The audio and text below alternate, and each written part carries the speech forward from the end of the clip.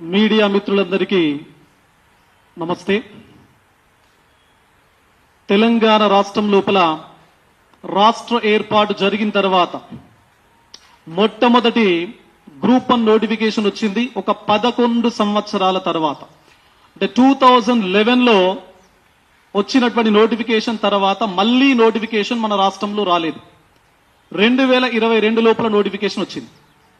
మరి ఈ notification basic గా నియామకాల ప్రక్రియ జరగాలి తెలంగాణ రాష్ట్రంలో అని చెప్పేసి 1969 నుంచి జరుగుతున్నటువంటి ఉద్యమం ఏదైతే ఉందో 3 బేసిక్ ప్రిన్సిపల్స్ రియలైజ్ కావాలి తెలంగాణ రాష్ట్రం లోపల అని చెప్పేసి నీళ్లు నిధులు నియామకాలు అనేటువంటి విషయం లోపల ప్రతి ఒక్క తెలంగాణ పౌరుడు ఉద్వేగపరంగా వారి వారి స్థాయి లోపల వారి వారి పరిధి లోపల వారికి ఉన్నటువంటి సమయం లోపల వాళ్ళు రోడ్లెక్కారు, నిరసన వ్యక్తపరిచారు, రాస్తా రోకోలు చేశారు, సమ్మెలు చేశారు. అనేక రకాల కార్యకలాపాల వల్ల తెలంగాణ రాష్ట్రం సిద్ధించినటువంటి విషయం అందరికీ తెలిసినటువంటి విషయమే. మరి ఈ కాంటెక్స్ లోపల రాష్ట్రం ఏర్పాటైన తర్వాత మొదటగా వచ్చినటువంటి గ్రూప్ 1 నోటిఫికేషన్ 2022లో వచ్చినప్పటి నుండి ఈ రోజు నాటికి గ్రూప్ 1 విషయం లోపల అనేక అన్యాయాలు, అనేక అవకతవకలు, పేపర్ లీకేజీలు ఇవన్నీ కూడా జరుగుతున్నటువంటి నేపథ్యం మీకందరికీ తెలిసినటువంటి విషయం. మరి ఇప్పుడు మార్చి 10వ తారీఖున ఏదైతే గ్రూప్ 1 మెయిన్స్ కు సంబంధించిన రిజల్ట్స్ ను అనౌన్స్ చేయడం జరిగిందో టీజీపీఎస్సీ వాళ్ళు, ఆ రిజల్ట్ వెనక ఆ రిజల్ట్ ను ఒకసారి ఒక కామన్ మ్యాన్ తెలంగాణ రాష్ట్రం లోపల ఎవరికైనా గనక చూపిస్తే ఆ రిజల్ట్ యొక్క నేపథ్యం ఒకసారి ఒక 1 అవర్ గనక అనాలిసిస్ చేస్తే అందులో ఎంత దారుణమైనటువంటి అన్యాయాలు జరిగాయో మనకు కళ్ళకు గట్టినట్టుగా తెలుస్తా ఉంటది. మరి ఏంటి అసలు ఏం జరుగుంటుంది అంటే మొదటి నుంచి రైట్ ఫ్రమ్ ద బిగినింగ్ గత ప్రభుత్వం ఉన్నప్పుడు వచ్చినటువంటి నోటిఫికేషన్ నుంచి ఈ ప్రభుత్వం మొన్న రిలీజ్ చేసినటువంటి మెయిన్స్ రిజల్ట్ వరకు గ్రూప్ 1 విషయం లోపల ఎవరైతే గత 10 సంవత్సరాల నుంచి, గత 5-6 సంవత్సరాల నుంచి, గత 2-3 సంవత్సరాల నుంచి సీరియస్ గా ప్రిపేర్ అవుతున్నటువంటి కాంపిటేటివ్ ఆస్పిరెంట్స్ కి తీవ్రమైనటువంటి అన్యాయం జరిగింది. మరి మొదటగా వచ్చినటువంటి నోటిఫికేషన్ గత ప్రభుత్వం లోపల మనకు జీవో నంబర్ 55 ప్రాతిపదికన ప్రభుత్వాలు ఏమైనా ఉండొచ్చు, బట్ ఒక నిరుద్యోగ పక్షపాతిగా నిరుద్యోగులకు న్యాయం జరగాలి అని చెప్పేసి ఒక దృఢమైనటువంటి కాంక్ష ఉన్నటువంటి వ్యక్తిగా గత ప్రభుత్వం ఇచ్చినటువంటి జీవో నంబర్ 55 ఒక సోషల్ జస్టిస్ కు మరొక రూపం. అలాంటి సోషల్ జస్టిస్ కు కారణమైనటువంటి జీవో నంబర్ 55 ని కొట్టేశారు ఈ ప్రస్తుత ప్రభుత్వం. దాన్ని తీసి జీవో నంబర్ 29 తీసుకురావడం జరిగింది. మరి అప్పుడు ఉన్నప్పుడు గత ప్రభుత్వం టైం లోపల పేపర్ లీకేజీ జరిగింది అని చెప్పేసి, మరి ఈ పేపర్ లీకేజీ ఫలితంగానే ఇక్కడ కూర్చున్నటువంటి ఎవరైతే మా గ్రూప్ 1 పిల్లలు ఉన్నారో ఇక్కడికి రానటువంటి కొన్ని వేలాది మంది, లక్షలాది మంది గ్రూప్ 2, గ్రూప్ 1, డిఎస్సికి సంబంధించి 3కి సంబంధించినటువంటి అభ్యర్థులు తెలంగాణ రాష్ట్రం లోపల జిల్లాల లోపల కూడా ఉన్నటువంటి అభ్యర్థులు ఎవరైతే ఉన్నారో మాకు అన్యాయం జరుగుతుంది, ఇలా ఉంటే పేపర్ లీకేజీ గ్రూప్ 1 విషయమే కాదు రేపు గ్రూప్ 2లో జరగవచ్చు, డిఎస్సిలో జరగవచ్చు అనేటువంటి ఒకే ఒక కారణంతో మాకు అన్యాయం జరగొద్దు అనేటువంటి ఒక లక్ష్యంతో అందరూ కూడా గత ప్రభుత్వానికి వ్యతిరేకంగా రోడ్లెక్కడం జరిగింది. దాని ఫలితంగా ప్రభుత్వమే మారిపోయింది. కేవలం నిరుద్యోగుల యొక్క కృషి వల్ల, నిరుద్యోగుల యొక్క ఉద్యమ పంథా వల్ల, నిరుద్యోగుల యొక్క కంట్రిబ్యూషన్ వల్ల ప్రభుత్వం మారింది. మరి కొత్త ప్రభుత్వం వచ్చినప్పుడు ఈ ప్రభుత్వం తప్పనిసరిగా నిరుద్యోగుల యొక్క ఆకాంక్షలను నెరవేరుస్తాము అనేటువంటి ఒక హామీతో, మేము జాబ్ క్యాలెండర్ ను ఇంప్లిమెంట్ చేస్తాము అనేటువంటి ఒక హామీతో, నిరుద్యోగులకు సంబంధించినటువంటి ఏవైతే డిమాండ్స్ ఉన్నాయో, ఏవైతే ఆకాంక్షలు ఆస్పిరేషన్స్ ఉన్నాయో వాటిని తప్పనిసరిగా ఫుల్ఫిల్ చేస్తాము అనేటువంటి ఒక లక్ష్యంతో ఈ ప్రభుత్వ ఏర్పాటు జరిగినప్పుడు మరి గ్రూప్ 1 అనేది అది చిన్న స్థాయి ఉద్యోగం కాదు కదా. భారతదేశం లోపల యూపీఎస్సీ సివిల్ సర్వీసెస్ ఏదైతే ఉన్నతమైనటువంటి జాబో మరి రాష్ట్ర స్థాయి లోపల ఉన్నతమైనటువంటి జాబ్ మనకు గ్రూప్ 1 ఎగ్జామ్. మరి ఇలాంటి గ్రూప్ 1 పరీక్షకు సంబంధించి లీకేజీ జరిగినటువంటి విషయం ప్రస్తుత ప్రభుత్వానికి తెలుసు. మరి లీకేజీ జరిగినటువంటి విషయం లోపల ఎందుకు లీకేజీ జరిగింది, అప్పుడు తయారైనటువంటి ప్రశ్నాపత్రాలు ఏవైతే ఉన్నాయో అంటే ప్రిలిమ్స్ లీకేజీ కాదు, అప్పుడు తయారైనటువంటి మెయిన్స్ ప్రశ్నాపత్రాలను మొన్న జరిగినటువంటి గ్రూప్ 1 లోపల మీరు అవే ప్రశ్నలు ఇవ్వడం అనేది దాని వెనుక ఆంతర్యం, దాని వెనుక అంతరార్థం ఏంటో నాకే తెలియదు. మరి తప్పనిసరిగా చాలా మంది అభ్యర్థుల నుంచి కొన్ని ప్రశ్నలు స్వయాన నా వైపు నుంచి మీడియా పక్షాన తెలంగాణ రాష్ట్ర ముఖ్యమంత్రి వర్యులు శ్రీ రేవంత్ రెడ్డి గారిని అడుగుతున్నాం. అదేవిధంగా టీజీపీఎస్సీ చైర్మన్ గారు శ్రీ బుర్రా వెంకటేశం ఐఏఎస్ గారిని ఇక్కడ ఈ ప్రెస్ క్లబ్ నుంచి మేము తప్పనిసరిగా అడగదలుచుకున్నాం. కొన్ని ప్రశ్నలు మా వైపు నుంచి, మా అంటే ఇక్కడ నిరుద్యోగుల వైపు నుంచి అనేటువంటి విషయాన్ని దయచేసి అర్థం చేసుకోవాలి. మొదటి ప్రశ్న, మీరు గ్రూప్ 1 పరీక్షలకు సంబంధించిన రిజల్ట్ ఇచ్చిన తర్వాత గ్రూప్ 2కు సంబంధించిన రిజల్ట్ ఇచ్చారు. నిన్న గ్రూప్ 3కి సంబంధించిన రిజల్ట్ ఇచ్చారు. మరి 2 and 3 లోపల మీరు GRL ను చాలా స్పష్టంగా క్లియర్ గా మెన్షన్ చేయడం జరిగింది. మరి 2లో 3లో ఇచ్చినటువంటి GRL ను గ్రూప్ 1 కాంటెక్స్ లోపల ఎందుకు ఇవ్వలేదు? అంటే GRL ఇస్తే ఎవరికి ఎన్ని మార్కులు వచ్చాయి, వాళ్ళ నేపథ్యం ఏంటి, వాళ్ళు నిజంగానే సీరియస్ కాంపిటేటివ్ ఆస్పిరెంట్సా లేదా నాన్ సీరియస్ ఆస్పిరెంట్సా పబ్లిక్ డొమైన్ లో పెడితే తెలంగాణ రాష్ట్ర సమాజానికి తెలుస్తుంది అనేటువంటి భయమా మీకు ఏమైనా ఉందా? అట్లా ఎందుకు GRL మీరు ఇవ్వలేదు? మిగతా అన్ని రకాల ఎగ్జామ్లకు GRL ఇచ్చినప్పుడు గ్రూప్ 1 విషయం లోపల అది ప్రతిష్టాత్మకమైనటువంటి పరీక్ష అయినప్పటికీ అది గతం నుంచి ప్రస్తుతం వరకు అనేక ఒడిదొడుకులకు లోనైంది అనేటువంటి విషయం మీకు స్పష్టంగా తెలిసినప్పటికీ ఎందుకు GRL ను మీరు ఇవ్వలేదు? దాని వెనుక ఏమైనా కుట్ర దాగుందా? దాని వెనుక ఏమైనా అంతరార్థం ఏమైనా ఉందా? సో తప్పనిసరిగా మీరు నిన్న కాక మొన్న ఒక ప్రెస్ నోట్ రిలీజ్ చేయడం జరిగింది. ఆ ప్రెస్ నోట్ లోపల చాలా రకాల అంశాలను మీరు స్పృశించారు. మరి ఆ విధంగా స్పృశించినప్పుడు ఎందుకు GRL పైన ఆ ప్రెస్ నోట్ లోపల మీరు మాట్లాడలేదు? మీరు అనేక అంశాలకు సమాధానం చెప్పే ప్రయత్నం మీ వైపు నుంచి చేసినప్పుడు GRL పైన మీరు ఎలాంటి కమెంట్, ఎలాంటి ఎక్స్ప్లెనేషన్, ఎలాంటి డిస్క్రిప్షన్ మీ వైపు నుంచి ఎందుకు ప్రెస్ నోట్ లోపల ఇవ్వలేదు? నంబర్ 1. నంబర్ 2, రెండవ ముఖ్యమైనటువంటి అంశం, 2022 లోపల వచ్చినటువంటి నోటిఫికేషన్ కాంటెక్స్ లోపల తయారైనటువంటి ప్రశ్నాపత్రం లీకేజీ అయ్యింది అని చెప్పేసి ఎగ్జామ్ ను క్యాన్సిల్ చేశారు. కేవలం ప్రిలిమ్స్ పత్రాలు లీకేజ్ అయ్యాయి అని చెప్పేసి ఎగ్జామ్ ను క్యాన్సిల్ చేశారు కదా. మరి అప్పుడు మెయిన్స్ పేపర్ కూడా తయారైంది కదా. మరి తయారైనటువంటి మెయిన్స్ పేపర్ ఇప్పుడు యాజ్ ఇట్ ఈజ్ గా మొన్న జరిగినటువంటి 2024 అక్టోబర్ 21 నుంచి 27 మధ్యలో జరిగినటువంటి మెయిన్స్ పేపర్ లోపల గతంలో తయారైనటువంటి మెయిన్స్ పేపర్స్ రిఫ్లెక్ట్ అయ్యాయి అని చెప్పేసి అనేక మంది అభ్యర్థులు ఆందోళనకరంగా ఉన్నారు. మరి దానికి మీ వైపు నుంచి ఏం సమాధానం చెప్పదలుచుకున్నారు? నంబర్ 3, మూడవ ముఖ్యమైనటువంటి అంశం ఏంటి అంటే అసలు ఎవరి చేత మీరు ఈ ప్రశ్నాపత్రాలను దిద్దించారు? మొదటగా ఏదైతే మెయిన్స్ ప్రక్రియ ఎప్పుడైతే స్టార్ట్ అయిందో, ఏది కరెక్షన్ ఆర్ ఇవాల్యుయేషన్ ప్రాసెస్ కు సంబంధించిన ప్రక్రియ స్టార్ట్ అయినప్పుడు యూపీఎస్సీ స్టాండర్డ్స్ ను మీరు ఫుల్ఫిల్ చేస్తూ యూపీఎస్సీ స్టాండర్డ్స్ కి ఏమాత్రం తీసుకోని విధంగా మేము ఇక్కడ ఇవాల్యుయేషన్ ప్రాసెస్ చేస్తాము అని చెప్పేసి గతం లోపల ఉన్నటువంటి టీజీపీఎస్సీ చైర్పర్సన్ గారు చెప్పారు. మరి మొదటి స్పెల్ లోపల ఆ ప్రాసెస్ ఇనిషియేట్ అయినప్పుడు, ఆ ప్రొసీజర్ జరుగుతా ఉన్నప్పుడు మార్కులు చాలా తక్కువ వస్తున్నాయి అని చెప్పేసి మీకు క్లారిటీ ఉన్నప్పుడు, మరి ప్రస్తుత చైర్మన్ మళ్ళీ పదవి లోపలికి వచ్చిన తర్వాత మార్కులు తక్కువగా వస్తే ఎప్పుడైతే ceiling that is 360, 340 marks cross కాలేదో, మరి ఒకవేళ క్రాస్ కాకపోతే బ్యాక్లాగ్ పోస్టులు ఉండే అవకాశం ఉంది. భవిష్యత్తు లోపల మళ్ళీ బ్యాక్లాగ్ వేకెన్సీస్ తో నోటిఫికేషన్ ఇచ్చే అవకాశం ఉంది. అలాంటి పరిస్థితి రావద్దు అని చెప్పేసి మీరు ప్రతి ప్రశ్నకు 1-2 మార్కులు పెంచండి, లిబరల్ గా ఇవాల్యుయేషన్ ప్రాసెస్ కు మీరు ప్రాసెస్ చేయండి అని చెప్పేసి చెప్పినప్పుడు, మరి మొదటి స్పెల్ లోపల ఎవరైతే అభాగ్యులు అని చెప్పేసి పదాన్ని నేను వాడుతా ఉన్నా, మొదటి స్పెల్ లోపల తక్కువ మార్కులు పొందినటువంటి వ్యక్తులకు మీరు ఏం సమాధానం చెప్తారు? ఎందుకంటే ప్రతి వ్యక్తి ప్రతి మార్కు ఒక వ్యక్తి యొక్క జీవన గమనాన్ని సమూలంగా మార్చేటువంటి శక్తి ఉంటుంది ఒక మార్కుకు. మరి మొదటి స్పెల్ లోపల తక్కువ మార్కులు రావడం వల్ల ఈ రోజు కంప్లీట్ గా పోటీ నుంచి తప్పుకునేటువంటి పరిస్థితుల లోపల ఉన్నటువంటి కొన్ని వేలాది మంది అభ్యర్థులకు మీరు ఏం సమాధానం చెప్తారు? మరి 4వ ప్రశ్న నా వైపు నుంచి, పేపర్లు దిద్దేటువంటి వ్యక్తుల యొక్క అర్హతలు ఏంటి, వాళ్ళ యొక్క బ్యాక్గ్రౌండ్ ఏంటి? మీరు అన్ని రాష్ట్రాల నుంచి ప్రొఫెసర్స్ ను, అసిస్టెంట్ ప్రొఫెసర్స్ ను మేము పిలిచాము, పేపర్ ఇవాల్యుయేషన్ చేయించాము అని చెప్పేసి మీరు చెప్పారు కదా. మరి చేయించినప్పుడు వాళ్లకు ఒక బ్లూ ప్రింట్ ఇచ్చారు, మీరు వాళ్ళ చేతి లోపల ఒక బ్లూ ప్రింట్ ఇచ్చారు. ఒక 2 రోజులు ఆ బ్లూ ప్రింట్ కు సంబంధించినటువంటి ఎక్స్ప్లెనేషన్ కూడా మీరు సబ్జెక్ట్ ఎక్స్పర్ట్ల నుంచి చేసినట్టుగా మాకు తెలుసు.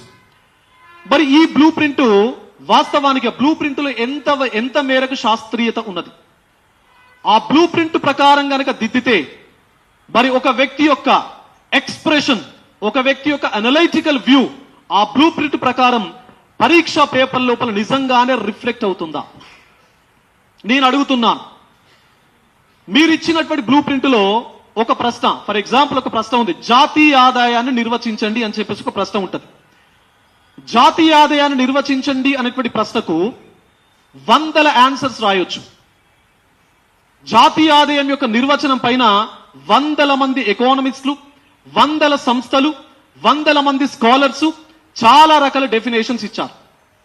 మరి ఈ 100 మంది లోపల రాస్తున్నటువంటి 1000 మంది యువత, 1000 మంది అభ్యర్థులు రకరకాల స్టాండర్డ్ డెఫినేషన్స్ రాసుంటాం. మరి మీరు ఇచ్చినటువంటి బ్లూ ప్రింట్ లోపల ఒకే ఒక డెఫినేషన్ మీరు ఇచ్చుంటారు. అంటే పేపర్ ఇవాల్యుయేటర్ ఎవరైతే ఉన్నారో మీరు ఇచ్చినటువంటి డెఫినేషన్ ఒకవేళ అభ్యర్థి వారి యొక్క పేపర్ లోపల రాస్తేనే ఆ ప్రశ్నకు మీరు మార్కులు ఇవ్వండి అని చెప్పేసి మీరు ఒక బ్లూ ప్రింట్ ఇచ్చుంటారు. మరి రకరకాలుగా ఒక కాన్సెప్ట్ కు డెఫినేషన్ ఉన్నప్పుడు మీరు ఏ విధంగా ఆ కాన్సెప్ట్ ను, ఆ ఆన్సర్ ను మీరు ఇవాల్యుయేట్ చేస్తారు? దీని ఫలితంగా చాలా మందికి తక్కువ మార్కులు వచ్చి ఉంటాయి. అండ్ మీరు ఇచ్చినటువంటి బ్లూ ప్రింట్ ఏదైనా రెఫరెన్స్ ను బేస్ చేసుకుని ఉందా? మరి ఇంత పెద్ద నోటిఫికేషన్ మీరు 563 వేకెన్సీస్ తో ఇచ్చారు కదా. మరి వేకెన్సీస్ తో నోటిఫికేషన్ ఇచ్చినప్పుడే ప్రతి పేపర్ కు సంబంధించి ఎందుకు స్టాండర్డ్ రెఫరెన్సెస్ మీరు ఇవ్వలేకపోయారు? అవే స్టాండర్డ్ రెఫరెన్సెస్ కనుక మీరు ఇచ్చుంటే, పేపర్ ఇవాల్యుయేటర్స్ చేతిలో కూడా అవే స్టాండర్డ్ రెఫరెన్సెస్ పెట్టుంటే వాళ్ళు కూడా చదువుకొని ఆ పేపర్స్ ని ఇవాల్యుయేట్ చేసేవాళ్ళు కదా. మీరు ఏదో 4-5 పాయింట్లో 10 పాయింట్లో ఉన్నటువంటి ఒక బ్లూ ప్రింట్ ను వాళ్ళ చేతి లోపల పెడితే వాళ్ళు ఎంత మేరకు అభ్యర్థులు రాసినటువంటి ఆన్సర్స్ కు న్యాయం చేయగలరు? అండ్ మీరు ఎవరినైతే రిక్రూట్ చేసుకోవడం జరిగిందో పేపర్ ఇవాల్యుయేటర్స్ గా, మరి వారి యొక్క క్వాలిఫికేషన్స్ ఏంటి?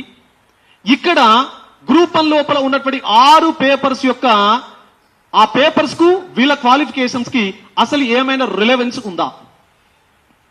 మొదటి స్పెల్ లోపల నేను ఒక సైన్స్ అండ్ టెక్నాలజీకి సంబంధించినటువంటి నిష్ణాతుడుగా నేను చెప్తా ఉన్నా, ఆ సబ్జెక్ట్ పైన మాట్లాడుతున్నాను.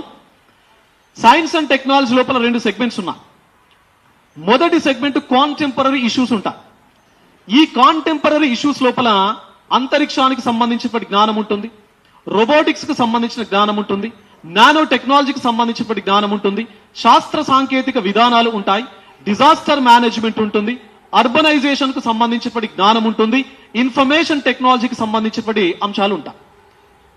మరి మీరు ఎవరిని ఇవాల్యుయేటర్స్ గా మీరు తీసుకున్నారు? ఫిజిక్స్ లోపల పీజీ పూర్తయినటువంటి ఒక అసిస్టెంట్ ప్రొఫెసర్ ను, కెమిస్ట్రీ లోపల పీజీ పూర్తి చేసినటువంటి ఒక అసిస్టెంట్ ప్రొఫెసర్ ను, లైఫ్ సైన్సెస్ లోపల పీజీ పూర్తి చేసినటువంటి ఒక అసిస్టెంట్ ప్రొఫెసర్ ను మీరు తీసుకొని ఈ మొదటి స్పెల్ లోపల ఇవాల్యుయేటర్స్ గా మీరు తీసుకొని ఇవాల్యుయేషన్ చేపించారు. వీరికి ఎవరికైనా మారుతున్నటువంటి న్యూట్రియన్స్ పైన అవగాహన ఉంటుందా? వాళ్ళ సబ్జెక్టును నేను తప్పుపట్టలేదు దయచేసి, వారి సబ్జెక్టు లోపల వారు నిష్ణాతులే, కానీ context is different, relevance is different. మరి వారు చదువుకున్నటువంటి జ్ఞానానికి ఇక్కడ అడుగుతున్నటువంటి ప్రశ్నలకు అసలు సంబంధం ఏమైనా ఉందా? మరి ఎలాంటి రిలవెన్స్ లేకుండా మీరు పేపర్ ను ఇవాల్యుయేట్ చేయించినప్పుడు నిజంగానే అనలైటికల్ ఓరియంటేషన్ తో ఒక అభ్యర్థి రాసినటువంటి ఆన్సర్స్ కి న్యాయం జరిగిందా? అలా న్యాయం జరగక ఈ రోజు మీరు కేవలం బ్లూ ప్రింట్ కూడా ఇంగ్లీష్ మీడియం లోపల బ్లూ ప్రింట్ ఇచ్చారు. దాన్ని ట్రూ ట్రాన్స్లేషన్ చేసి గూగుల్ ట్రూ ట్రాన్స్లేషన్ చేసి తెలుగు లోపల బ్లూ ప్రింట్ ఇచ్చారు. అసలు తెలుగు మీడియం స్టూడెంట్ కే మీరు ఇచ్చినటువంటి బ్లూ ప్రింట్ తెలుగులోనే అర్థం కానటువంటి పరిస్థితి. మరి ఇలాంటి కాంటెక్స్ట్ లోపల ఇవాల్యుయేటర్స్ రాసినటువంటి ఆన్సర్స్ కి ఎంత న్యాయం చేశారు? పేపర్ 6 తెలంగాణ ఉద్యమం ఉంది. అసలు తెలంగాణ ఉద్యమాన్ని మీరు ఎవరితో దిద్దించారు? అభ్యర్థులకు ఉన్నటువంటి సమాచారం ప్రకారం, మాకున్నటువంటి సమాచారం ప్రకారము ఆంధ్ర ప్రాంతానికి సంబంధించినటువంటి ప్రొఫెసర్స్, అసిస్టెంట్ ప్రొఫెసర్లతో మీరు తెలంగాణ ఉద్యమం యొక్క పేపర్లను దిద్దించారు అని చెప్పేసి మాకు సమాచారం ఉంది. దీనిపైన మీ యొక్క క్లారిఫికేషన్ మాకు కావాలి. ఎందుకంటే తెలంగాణ ఉద్యమమే ఒక ఎమోషన్. తెలంగాణ ఉద్యమం ఒక భావోద్వేగం. మరి ఆ భావోద్వేగంతో ఉన్నటువంటి ఈ అభ్యర్థులు వారి యొక్క భావోద్వేగాలను పేపర్ పైన ఆన్సర్స్ రూపం లోపల రిఫ్లెక్ట్ చేసినప్పుడు మరి అదే భావోద్వేగాలు కలిగినటువంటి ఒక ఇవాల్యుయేటర్ ఆ పేపర్ ను ఇవాల్యుయేట్ చేసేటప్పుడు తప్పనిసరిగా న్యాయం జరగడానికి అవకాశం అనేది ఉంటుంది. మరి ఇలాంటి కాంటెక్స్ లోపల ఎలాంటి రిలవెన్స్ లేకుండా ఉండేటువంటి ఒక ప్రొఫెసర్ ను తీసుకొచ్చి మీరు ఆ పేపర్ ను ఇవాల్యుయేట్ చేసినప్పుడు మరి న్యాయం ఏ విధంగా జరుగుతుంది? మరి ఇవన్నీ సమాధానాలు తప్పనిసరిగా మీ వైపు నుంచి అభ్యర్థులు అండ్ మేము కోరుకుంటున్నాం. అండ్ 4వ అంశం, మీరు పేపర్ ఇవాల్యుయేషన్ కు సంబంధించి ఇవాల్యుయేటర్స్ కి మీరు ఆన్సర్ స్క్రిప్ట్లను ఇచ్చారు. ఒక స్క్రిప్ట్ ను ఎన్ని నిమిషాలు దిద్దమని చెప్పేసి వారికి మీరు ఇన్స్ట్రక్షన్స్ ఇచ్చారు. మాకున్నటువంటి సమాచారం ప్రకారం ఒక 50 మార్కుల సెగ్మెంట్ అంటే ఒక యూనిట్, ఒక పార్ట్ ఏదైతే ఉందో, ఒక పార్ట్ లో 5 యూనిట్స్ ఉంటా అంటే 50 మార్కులు ఉంటా. ఈ 50 మార్కుల పార్ట్ను దిద్దాలి అని చెప్పేసి రోజుకు ఒక ఇవాల్యుయేటర్ కు మీరు 80 పేపర్లు ఇచ్చినట్టుగా మాకు సమాచారం ఉంది. అంటే 80 స్క్రిప్టులు ఒక అభ్యర్థికి అంటే ఇవాల్యుయేటర్ కి ఒక రోజుకి ఇస్తే ఆ ఇవాల్యుయేటర్ ఒక రోజులో 8 గంటలు ఇవాల్యుయేషన్ చేస్తే 50 మార్కులకు సంబంధించి 8 గంటలు అంటే 480 నిమిషాలు. 480 నిమిషాల లోపల ఒక ఇవాల్యుయేటర్ 80 స్క్రిప్టులు దిద్దితే యావరేజ్ గా 50 మార్కులు అంటే 5 ప్రశ్నలు. 5 ప్రశ్నలు దిద్దడానికి 480/80 మనకు మొత్తం 6 నిమిషాల టైం పడుతుంది. అంటే 5 ప్రశ్నలు 50 మార్కులు 6 నిమిషాలు. అంటే సగటున నిమిషం 15 నిమిషం 20 నిమిషాల లోపల ఒక 10 మార్కుల ప్రశ్నను ఒక ఇవాల్యుయేటర్ ఎంత చదువుతాడు? 2 పేజీలు చదివి ఆ ఉన్నటువంటి ఆన్సర్ ను అనాలిసిస్ చేసి ఆ ఆన్సర్ నిజమేనా కరెక్ట్ గా ఉందా అని చెప్పేసి ఆ ఇవాల్యుయేటర్ భావించి మార్కులు వేస్తే నిమిషం 15 నిమిషం 20 నిమిషాల లోపల వేయగలడా? మరి అంత హడావిడిగా అంత ఆతృతతో దిద్దించాల్సినటువంటి అవసరం ఏమొచ్చింది? నవంబర్ 1 నుంచి జనవరి 31 వరకు 3 నెలలుగా మీరు 6 పేపర్లకు సంబంధించి ఇంగ్లీష్ తో కలిపి 7 పేపర్లకు సంబంధించినటువంటి ఇవాల్యుయేషన్ ప్రాసెస్ ను మీరు పూర్తి చేశారు కదా. జనవరి 31 ఎందుకు కట్ ఆఫ్? మీకు జనవరి 31 ఎందుకు కట్ ఆఫ్? మీరు మొన్న రిలీజ్ చేసినటువంటి ప్రెస్ నోట్ లోపల ఒక పదాన్ని, ఒక అంశాన్ని, ఒక లైన్ ను చాలా క్లియర్ గా మెన్షన్ చేశారు కదా. మీరు ఏం మెన్షన్ చేశారు? సోషల్ మీడియా లోపల కొన్ని వదంతులు, కొన్ని పుకార్లు కంప్లీట్ గా స్ప్రెడ్ అవుతున్నాయి.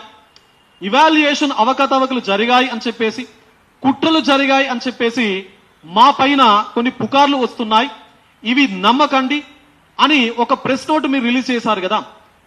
మరి ఆ ప్రెస్ నోట్ లోపల ఇంకొక మాట కూడా మీరు మాట్లాడారు కదా, TSPSC is a recruiting agency. TSPSC అనేది ఒక రిక్రూటింగ్ ఏజెన్సీ.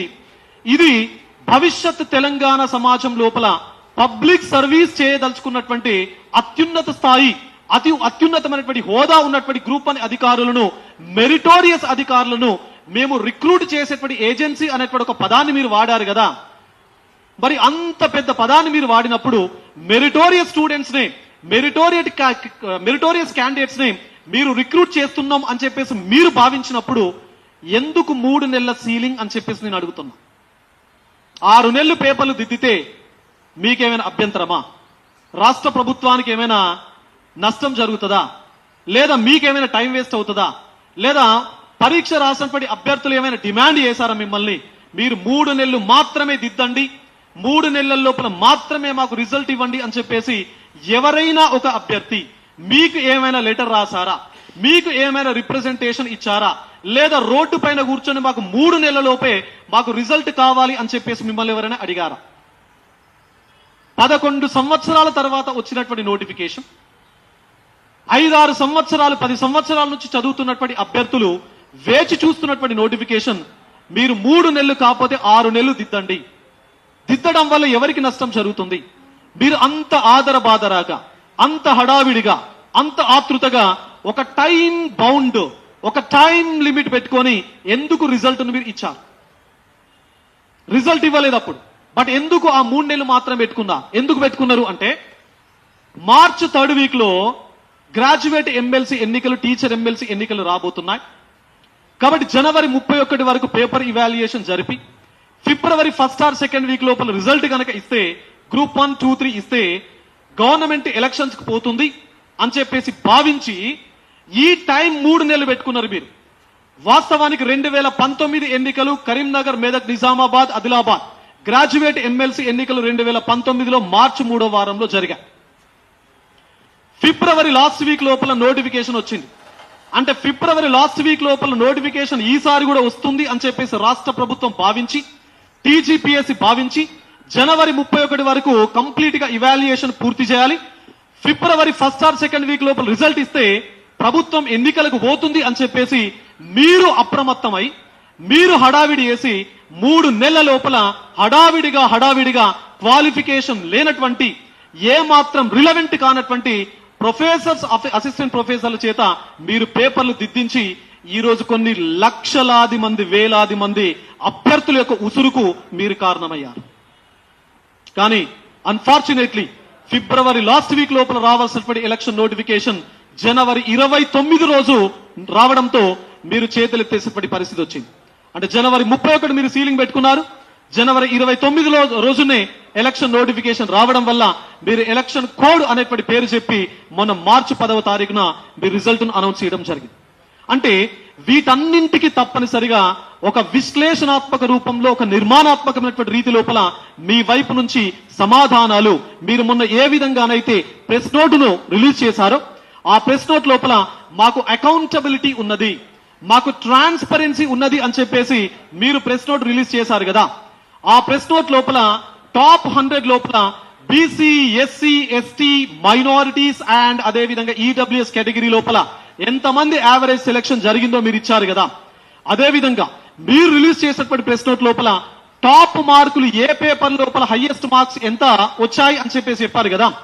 మీరు ఇచ్చినటువంటి ఇంగ్లీష్ పేపర్ కావచ్చు, జనరల్ ఎస్సే పేపర్ కావచ్చు, పేపర్ 1, 2, 3, 4, 5, 6 ఇచ్చారు కదా. వాస్తవానికి 6 పేపర్ల లోపల హైయెస్ట్ స్కోరింగ్ ఏ పేపర్లో జరుగుతుందో తెలుసా? Paper 1 general essay, paper 5 science and technology and data interpretation, paper 6 Telangana ఉద్యమం. మీరు Indian polity, governance, Indian history, Telangana history, society ఈ పేపర్లు ఈ సెగ్మెంట్ లోపల ఒక అభ్యర్థి ఎంత విశ్లేషణాత్మకంగా రాసినా మార్కులు స్కోర్ కావు. ఇది అందరికీ తెలిసినటువంటి విషయం. ఏ మాత్రం స్కోరింగ్ కు అవకాశం లేనటువంటి పేపర్ల లోపల హైయెస్ట్ మార్కులు వచ్చినాయి. స్కోరింగ్ అత్యద్భుతంగా చేయగలిగినటువంటి పేపర్ 1, పేపర్ 5, పేపర్ 6 లోపల అతి తక్కువ హైయెస్ట్ స్కోర్స్ వచ్చినాయి. పేపర్ 1 జనరల్ ఎస్సేలో 97.5 marks score highest score. Telangana ఉద్యమంలో highest score 100. Science and technology data interpretation లోపల హైయెస్ట్ స్కోర్ 96.5 మార్క్స్. ఎలా ఇది? ఏ పేపర్లనైతే అత్యద్భుతమైనటువంటి రీతి లోపల స్కోర్ చేయడానికి అవకాశాలు పుష్కలంగా ఉన్నాయో అందులోపల స్కోరింగ్ లేదు. ఏ పేపర్ అయితే ఎంత రాసినా కూడా ఇవాల్యుయేషన్ చేసేటువంటి వ్యక్తి, ఇవాల్యుయేటర్ సాటిస్ఫై కాడో ఆ పేపర్లో అత్యద్భుతమైనటువంటి రీతి లోపల హైయెస్ట్ స్కోర్స్ వచ్చాయి. ఇది ఎలా సాధ్యమైంది? ఇది ఇలా ఉంటే మీరిచ్చినటువంటి ప్రెస్ నోట్ లోపల అన్ని రకాల అంశాలను స్పృశించారు. I thankful to you. మరి ఎందుకు మొన్నటి నుంచి మీరు రిజల్ట్ ఇచ్చినప్పటి నుంచి ఈ రోజు వరకు తెలుగు మీడియం అభ్యర్థులు మాకు అన్యాయం జరిగింది, మాకు నష్టం జరిగింది, మాకు తక్కువ మార్కులు వచ్చాయి, మేము గత 5-6 సంవత్సరాలు 10 సంవత్సరాల నుంచి ప్రిపరేషన్ లో ఉన్నాము, మేము విశ్లేషణాత్మక రీతిలో మా వైపు నుంచి ఆన్సర్స్ రాసాము, మా ఎక్స్ప్రెషన్ ప్రాపర్ వే లోపల ఈ ఎగ్జామ్ పేపర్ పైన రిఫ్లెక్ట్ అయింది అని చెప్పేసి వాళ్ళు వివిధ రకాల మాధ్యమాల ద్వారా మీ దృష్టికి తీసుకొచ్చేటువంటి ప్రయత్నం చేసినప్పుడు మరి ఆ అంశాన్ని మీరు ఎందుకు ఓవర్కమ్ చేయలేకపోయారు? ప్రెస్ నోట్ లోపల అన్ని అంశాలను మెన్షన్ చేశారు కదా. నేను ఈ వేదిక నుంచి మిమ్మల్ని అడుగుతున్నా, మీరిచ్చినటువంటి రిజల్ట్ లోపల టాప్ 100 ఎవరైతే మార్క్స్ వచ్చాయో ఆ టాప్ 100 మార్క్స్ లోపల ఎంతమంది ఇంగ్లీష్ మీడియం స్టూడెంట్స్ ఉన్నారు, ఎంతమంది తెలుగు మీడియం స్టూడెంట్స్ ఉన్నారో మీకు సెపరేట్ చేయడం పెద్ద మ్యాటర్ కాదు, పెద్ద డిఫికల్టీ థింగ్ కాదు. ఇప్పుడు అడుగుతున్నాం, మేమందరం కూడా అడుగుతున్నాం, మా ముందు కూడా కొన్ని వందల మంది అభ్యర్థులు ఇక్కడ కూర్చున్నారు. ఒకటే అడుగుతున్నాం, direct question and straight question to the government of Telangana and the chairman of TGPSC. Direct question.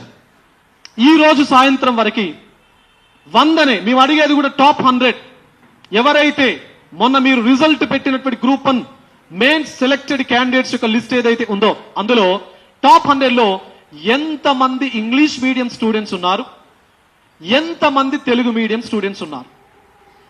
మీకు 100 కూడా ఇబ్బంది అవుతే 200, టాప్ 200 పెట్టండి, టాప్ 300 పెట్టండి.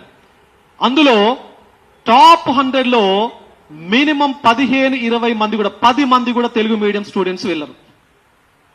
అంటే తెలంగాణ రాష్ట్రం యొక్క అధికార భాష తెలుగు, చిన్నప్పటి నుంచి తెలుగు చదువుకున్నటువంటి ఒక అభ్యర్థి కళ్ళల్లోపల మట్టిని కళ్ళల్లోపల కారాన్ని కొట్టినటువంటి రిజల్ట్ ఈ గ్రూప్ 1 రిజల్ట్ గా రిఫ్లెక్ట్ అయింది.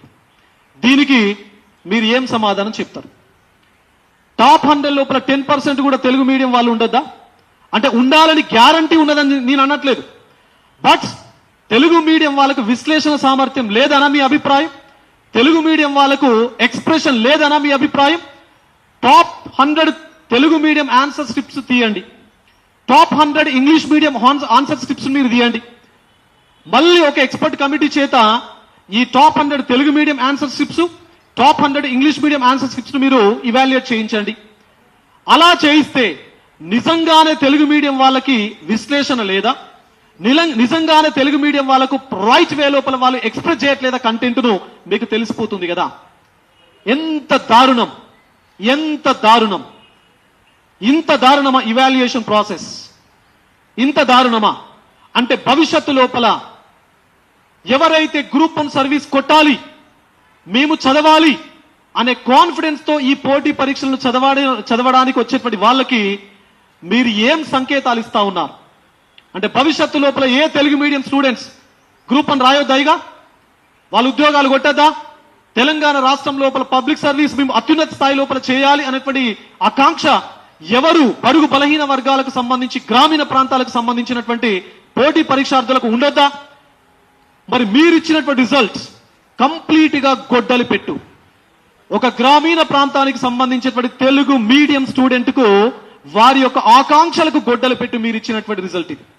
ఈ రోజు దయచేసి రాష్ట్ర ప్రభుత్వాన్ని నేను డిమాండ్ చేస్తా ఉన్నాను, మీరు ఒక ఇనిషియేషన్ తీసుకోండి. ఎందుకంటే మీ పైన ఒక నమ్మకం ఉన్నది. ఈ ప్రభుత్వం వచ్చిన తర్వాత రిజల్ట్స్ ఇస్తున్నారు ప్రాపర్ గా, అపాయింట్మెంట్ ఆర్డర్ ఇస్తున్నారు ప్రాపర్ గా, ఒక నమ్మకం మీ పైన వచ్చింది. మరి ఆ నమ్మకాన్ని తప్పనిసరిగా సుస్థిరం చేసుకోవాల్సినటువంటి బాధ్యత ఈ తెలంగాణ రాష్ట్ర ప్రభుత్వం పైన ఉన్నది. కాబట్టి ఈ వేదిక నుంచి మేమందరం అభ్యర్థుల పక్షాన రాష్ట్ర ప్రభుత్వాన్ని అడుగుతున్నాం, దయచేసి టీజీపీఎస్సీకి మీ వైపు నుంచి ఒక క్లారిఫికేషన్, మీ వైపు నుంచి ఒక చిన్న ఇనిషియేటివ్ తీసుకునేటువంటి ప్రయత్నం చేయండి. కొన్ని వేల మంది అభ్యర్థులు రోడ్డున పడినటువంటి పరిస్థితి, అధికారుల యొక్క నిర్లక్ష్యం ఎంత దుర్నీతికి దారి తీస్తుందో ఇది కొత్త కాదు. గతం లోపల బ్యూరోక్రసీ బ్లండర్స్ వల్ల, బ్యూరోక్రాట్స్ యొక్క మిస్టేక్స్ వల్ల గురుకులాల యొక్క పరిస్థితి ఏ విధంగా ఉందో తెలంగాణ రాష్ట్రం మొత్తానికి తెలుసు. బ్యూరోక్రసీ బ్లండర్స్ వల్ల గురుకులాల లోపల 2500 కుటుంబాలు ఈ రోజు తెలంగాణ సమాజం లోపల రోడ్డు పైన పడ్డాయి. మరి అలాంటి పరిస్థితి గ్రూప్ 1 విషయం లోపల ఎట్టి పరిస్థితి లోపల రావద్దు అని చెప్పేసి నేను రాష్ట్ర ప్రభుత్వాన్ని కోరుతా ఉన్నాను. దయచేసి ఒక స్టెప్ మీరు ముందుకు రండి, నిరుద్యోగులకు ఒక నమ్మకాన్ని కల్పించండి. మీ వైపు నుంచి మేము నిరుద్యోగుల పక్షాన నిలబడి ఉన్నాం అని చెప్పేసి ఒక భరోసాను ప్రభుత్వం వైపు నుంచి కల్పించాలి అని చెప్పేసి మేము ప్రభుత్వాన్ని రిక్వెస్ట్ చేస్తా ఉన్నాం. మరి ఈ కాంటెక్స్ట్ లోపల ఫైనల్ గా ఎవరైతే తక్కువ మార్కులు తెచ్చుకున్నటువంటి అభ్యర్థులు ఉన్నారో వారు రీకౌంటింగ్ కట్టండి అని చెప్పేసి, రీకౌంటింగ్ కు మేము అవకాశం ఇస్తున్నాం అని చెప్పేసి టీజీపీఎస్సీ వెబ్సైట్ లోపల ఒక బార్ స్క్రోల్ అవుతా ఉన్నది. నేను అంటున్నాను, ఎందుకు రీకౌంటింగ్? Why recounting? రీకౌంటింగ్ ఎప్పుడు కడతారు, ఏ కాంటెక్స్ట్ లో కడతారు, రీకౌంటింగ్ అంటే 150 మార్కులకు సంబంధించినటువంటి ఒక ఆన్సర్ స్క్రిప్ట్ లోపల ఒక ఇవాల్యుయేటర్ ఒక ప్రశ్నకు కొన్ని మార్కులు ఇచ్చినప్పుడు మార్కులను పోస్ట్ చేసినప్పుడు పేపర్ 1 లోపల లేదా పేపర్ లోపల క్వశ్చన్ 1 కు సంబంధించి ఒక 5 మార్కులు వచ్చాయి, క్వశ్చన్ 2 కు సంబంధించి ఒక 6 మార్కులు వచ్చాయి, 3 కి సంబంధించి ఒక 8 మార్కులు వచ్చి ఇట్లా 15 ప్రశ్నలకు ఒక ఇవాల్యుయేటర్ మార్కులను పోస్ట్ చేసుకుంటూ వెళ్ళి వాటిని కౌంట్ చేసి ఆ ఆన్సర్ స్క్రిప్ట్ యొక్క ముందు పేజ్ లోపల ఆ మార్కులను పోస్ట్ చేసినప్పుడు ఒకవేళ నిజంగానే లెక్కించడం తప్పైతే, లెక్కించడంలో లోపాలు ఏమైనా ఉంటే అప్పుడు ఒక అభ్యర్థికి మీరు ఒక అవకాశం ఇవ్వాలి రీకౌంటింగ్ అని చెప్పేసి. అండ్ రీకౌంటింగ్ కు మరొక అవకాశం ఏ కాంటెక్స్ట్ లోపల ఇవ్వాలి అంటే, మీరు ఇవాల్యుయేషన్ ప్రాసెస్ చేశారు కదా, ఇవాల్యుయేషన్ ప్రాసెస్ చేసినప్పుడు మీ ఇవాల్యుయేటర్స్ కి ఒక బ్లూ ప్రింట్ ఇచ్చారు కదా, ఆ బ్లూ ప్రింట్ కు ఎంత మేరకు శాస్త్రీయత ఉన్నది, బ్లూ ప్రింట్ కు నిజంగానే సైంటిఫిక్ అప్రోచ్ ఉంటే, బ్లూ ప్రింట్ కు నిజంగానే శాస్త్రీయత ఉంటే మీరు రీకౌంటింగ్ కు అవకాశం ఇవ్వండి. ఇంటర్మీడియట్ పరీక్షల నేపథ్యంలో, డిగ్రీ పరీక్షల నేపథ్యంలో మనకు రీకౌంటింగ్ ఉంటుంది. బికాస్ ఇంటర్మీడియట్ కు సంబంధించినటువంటి బ్లూ ప్రింట్ ను తయారు చేసేటప్పుడు ఆ టెక్స్ట్ బుక్ లోపల, ఇంటర్మీడియట్ లో ఉన్నటువంటి first year second year text book లోపల ఏ కంటెంట్ అయితే ఉంటుందో ఆ కంటెంట్ బ్లూ ప్రింట్ లోపల రిఫ్లెక్ట్ అవుతుంది. ఆ రిఫ్లెక్ట్ అయినటువంటి కంటెంట్ ప్రకారమే ఇవాల్యుయేటర్స్ ఇవాల్యుయేషన్ చేస్తారు, మార్కులను పోస్ట్ చేస్తారు. బట్ ఇక్కడ అనేక అంతరాలు కనబడుతున్నాయి. ఇంగ్లీష్ మీడియం స్టూడెంట్స్ టాపర్ గా ఉన్నారు, తెలుగు మీడియం స్టూడెంట్స్ కి అసలు మార్కులు లేవు. 400 మార్కులు 450 మార్కులు దాటినటువంటి పరిస్థితి. ఇది ఒకవైపు ఉంటే 9 మంది ఉర్దూ మీడియం స్టూడెంట్స్ మెయిన్స్ కి అపియర్ అయ్యారు. 9 మంది. మాకున్నటువంటి సమాచారం ప్రకారం ఆ 9 మందిలో ఎంత మందికి 450 మార్కులు దాటాయో మీరు చెప్పారు. ఎందుకంటే Urdu medium answer script evaluate చేసే వ్యక్తి ఉర్దూ మీడియం ప్రొఫెసరో అసిస్టెంట్ ప్రొఫెసరో అయి ఉంటాడు. అంటే ఒక మతం ప్రాతిపదికన, మత ఆధారంగా ఒక ఆన్సర్ స్క్రిప్ట్ ను ఒక ఇవాల్యుయేటర్ ఇవాల్యుయేట్ చేస్తే మతం యొక్క పాత్ర తప్పనిసరిగా రిఫ్లెక్ట్ అవుతుంది ఇవాల్యుయేషన్ లో. మాకున్నటువంటి సమాచారం ప్రకారం ఈ 9 మందిలో ఒక అభ్యర్థికి ఈ రాష్ట్రం లోపల ఉన్నటువంటి అన్ని ఆన్సర్ స్క్రిప్ట్స్ లోపల హైయెస్ట్ మార్క్స్ జనరల్ ఎస్ఏ లోపల వచ్చినట్టు మాకు సమాచారం ఉంది. అంటే 97.5 మార్క్స్ ఆ జనరల్ ఎస్ఏలో ఒక ఉర్దూ మీడియం స్టూడెంట్స్ కి వచ్చినట్టు సమాచారం ఉంది. రావద్దు అని చెప్పేసి నేను అనట్లేదు. ఉర్దూ మీడియం అసలు సోర్స్ ఎంత? నిజంగానే అన్ని పేపర్లకు ఉర్దూ మీడియం సోర్స్ ఉన్నాయా? ఒకవేళ సోర్స్ ఉన్నా ఎంత మేరకు ఉన్నా? టాపర్ గా నిలబడేటువంటి సోర్స్ ఉందా? కేవలం దయచేసి అర్థం చేసుకోండి, దయచేసి మత ప్రాతిపదికన గ్రూప్ 1 అభ్యర్థులు మీరు అన్నారు కదా ప్రెస్ నోట్ లో, మీరు అన్నారు కదా వెబ్ నోట్ లో, మెరిటోరియస్ స్టూడెంట్స్ ను మేము సెలెక్ట్ చేస్తాం రాష్ట్ర అభ్యున్నతి కోసం, రాష్ట్ర భవిష్యత్తు కోసం, రాష్ట్ర బంగారు తెలంగాణ నిర్మాణం కోసం, ప్రజా తెలంగాణ నిర్మాణం కోసం అన్నారు కదా. మరి మత ప్రాతిపదికన ఈ విధంగా మార్క్స్ రిఫ్లెక్ట్ అయినప్పుడు మరి భవిష్యత్ తెలంగాణ సమాజంలో పబ్లిక్ సర్వీస్ అనేటువంటి పర్పస్ ఏ విధంగా సస్టైన్ అవుతుంది, ఏ విధంగా సర్వైవ్ అవుతుంది అని నేను మీకు అడుగుతా ఉన్నా. మరి ఈ కాంటెక్స్ట్ లో 20,100 ఆన్సర్ స్క్రిప్టులు, సుమారు 20,100 ఆన్సర్ స్క్రిప్టులు రీకౌంటింగ్ కాదు, రీవాల్యుయేషన్ చేయాలి అని చెప్పేసి ఈ వేదిక నుంచి మేము రిక్వెస్ట్ చేస్తున్నాం, డిమాండ్ కూడా చేస్తున్నాం, డిమాండ్ చేస్తా ఉన్నాం. ఎందుకు డిమాండ్ అనేటువంటి పదాన్ని వాడుతున్నానంటే, ఒక అభ్యర్థికి నష్టం జరిగిన rule of law, equal justice, social justice జరగాలి అంటే ఒక అభ్యర్థికి నష్టం జరిగినా తప్పనిసరిగా బాధ్యత మీరు తీసుకోవాలి. అలా కొన్ని వందల మందికి, వేల మందికి నష్టం జరిగితే మీరు 3 నెలలు దిద్దారు కదా, మరొక 3 నెలలు ఇవాల్యుయేషన్ చేయండి, తప్పేముంది? రాష్ట్ర నిర్మాణం కోసమే కదా, రాష్ట్ర భవిష్యత్తు కోసం రిక్రూట్ చేసే, సెలెక్ట్ చేసుకునేటువంటి ఇంత మంచి అధికారులను మనం ఎంపిక చేసుకునేటువంటి ప్రక్రియలో ఒకవేళ ఇలా అన్యాయానికి గురైనటువంటి వ్యక్తులు ఉన్నప్పుడు వాళ్ళకు న్యాయం చేయాల్సినటువంటి బాధ్యత మన పైన ఉన్నప్పుడు మరొక 3 నెలలు మరొక 4 నెలలు ఈ ఇవాల్యుయేషన్ చేయడం వల్ల ఎవరికైనా నష్టం జరుగుతుందా? ఒకవేళ ఆ ఇవాల్యుయేషన్ కు సంబంధించినటువంటి డబ్బులు ఏమైనా కావాలనుకుంటే మేమందరం కలిపి తప్పనిసరిగా ఆ డబ్బులు ఇస్తాం. మీకు రాష్ట్ర ప్రభుత్వానికో లేకపోతే టీజీపీఎస్కో ఇబ్బంది అవుతే తప్పనిసరి we're ready to provide that amount. మీరు 4 నెలలు దిద్దిస్తారా, 5 నెలలు దిద్దిస్తారా, బట్ దిద్దేది ఇవాల్యుయేషన్ చేసేది తప్పనిసరిగా ఒక ఎలిజిబుల్ ప్రొఫెసర్స్ ఎవరైతే ఉన్నారో, రిలవెంట్ గా కంటెంట్ కు ఉన్నటువంటి ప్రొఫెసర్స్ ఎవరైతే ఉన్నారో వారి చేత దయచేసి దిద్దించే ప్రయత్నం చేయండి. సో ఆ విధంగా దిద్దిస్తే న్యాయం తప్పనిసరిగా ప్రతి అభ్యర్థికి జరుగుతుంది. అది తెలుగు మీడియం అయినా ఇంగ్లీష్ మీడియం అయినా. నేను మీడియానికి వ్యతిరేకం కాదు, అన్యాయానికి మాత్రమే మేము వ్యతిరేకం. అన్యాయాన్ని ప్రశ్నించడానికి మేమందరం కూడా ఇక్కడ కూర్చొని మేము అడుగుతా ఉన్నాం. కాబట్టి దయచేసి టీజీపీఎస్సీ వాళ్ళు దయచేసి తెలంగాణ రాష్ట్ర ప్రభుత్వాన్ని మేము రిక్వెస్ట్ చేస్తున్నాం, డిమాండ్ కూడా చేస్తున్నాం. న్యాయం గ్రూప్ 1 అభ్యర్థికి ప్రతి అభ్యర్థికి జరగాలి అంటే రీకౌంటింగ్ కాదు, రీవాల్యుయేషన్ చేయాలి. అది కూడా అర్హులైనటువంటి ప్రొఫెసర్ చేత మీరు చేయాలి. అది ఎన్ని నెలలైనా ప్రాబ్లం లేదు.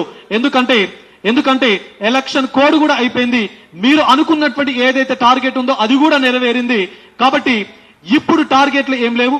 6 నెలలు దిద్దిస్తారా, 4 నెలలు దిద్దిస్తారా మీ ఇష్టం. కానీ 20,100 అభ్యర్థులకు తప్పనిసరిగా న్యాయం జరిగింది అనేటువంటి నమ్మకాన్ని మీరు కల్పిస్తారు అని చెప్పేసి మేము నమ్ముతున్నాం. మేము అదే విధంగా మీ వైపు నుంచి ఆశిస్తున్నాం, మేము కోరుకుంటున్నాం. ధన్యవాదాలు.